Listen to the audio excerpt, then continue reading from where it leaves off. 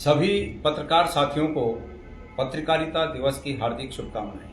हिंदी पत्रकारिता दिवस की हार्दिक शुभकामनाएं। आज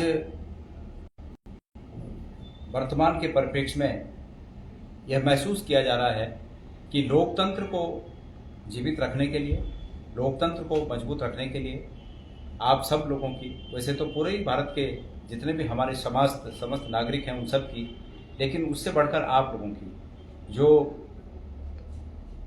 संविधान को बचाने के लिए जो आवश्यकता है, आप लोगों से जो अपेक्षा है, वो आज महसूस की जा रही है। मैं उम्मीद करता हूं कि जिन सपनों को साकार करने के लिए बाबा साहेब आम्बेडकर ने और गांधी जी ने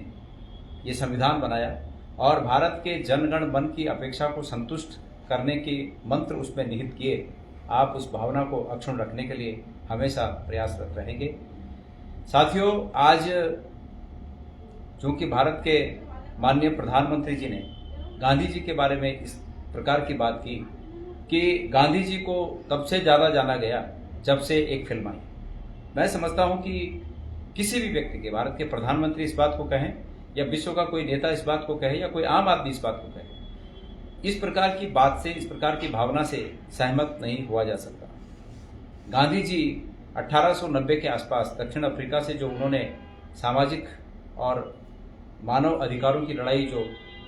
सामाजिक सरोकारों और मानव अधिकारों की लड़ाई जो दक्षिण अफ्रीका से शुरू की, गांधी जी उसी समय से तमाम विश्व में फेमस हो गए थे। और ये जानते हुए भी कि माननीय प्रधानमंत्री जी ये जानते हैं कि समस्त राष्ट्रमंडल देशों में, क्योंकि उस समय इंग्लैंड के अधीन तमाम देश हुआ करते थे, उनकी सत्ता सब देशों में थी, तो गांधी जी इस प्रकार के एक अग्रणी नेता बन गए थे कि तमाम राष्ट्रमंडल के देशों ने जो वहाँ उनके देशों में आज़ादी की जो भावना पैदा हुई, उसके जनक अगर हम कहें सही मायनों में, तो वो गांधी जी थे। साथियों, ये बहुत ही आपत्तिजनक बात है कि प्रधानमंत्री जी ने इस प्रकार की बात की, और प्रधानमंत्री जी ने अगर ये कहा कि गांधी जी एक फिल्म के आधार पर मशहूर हुए, तो मैं समझता हूं कि यह गांधी जी के इस देश के लिए, मानवता के लिए और पूरे विश्व के लिए किए गए जो कुर्बानियां हैं, उन कुर्बानियों को अनदेखा करने के समान है। मैं इस बात से बिल्कुल सहमत नहीं हूं, हम सबको इस बात से सहमत होना भी नहीं चाहिए। लेकिन इससे बढ़कर आगे जो इस स्टेटमेंट में, माननीय प्रधानमंत्री जी के इस स्टेटमेंट में जो एक सेंस पैदा हो रहा है, वो इस प्रकार हो रहा है कि ये जो 400 पार की बात करते हैं, निश्चित रूप में इस बात से ये प्रतीत होता है कि असली इनके मन में 400 पार जाने की जो बात है वो ये है कि वो संविधान बदलना चाहते हैं, वो इतिहास बदलना चाहते हैं। दुनिया का कोई भी देश, दुनिया का कोई भी समाज अपने इतिहास को, उनका इतिहास चाहे स्वर्णिम रहा हो या रक्त रंजित रहा हो या और भी कई आवरणों से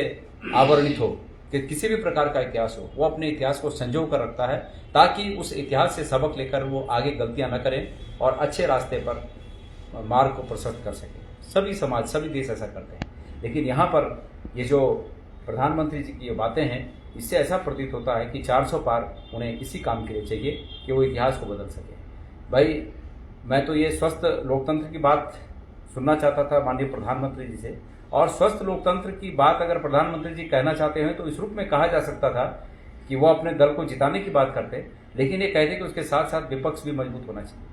लेकिन जो विपक्ष नाम सुनने को तैयार नहीं होते, मैं समझता हूँ कि उनकी भावना कभी भी भारत के जनगण मन की जो उम्मीदें हैं, उन उम्मीदों पर खरा नहीं उतर सकती। गांधी जी भारत की आत्मा है। गांधी जी जैसे कहते हैं ना कि आपने बहुत से गाड़ियों में लिखा देखा होगा, खाटू श्याम भगवान के बारे में कहा जाता है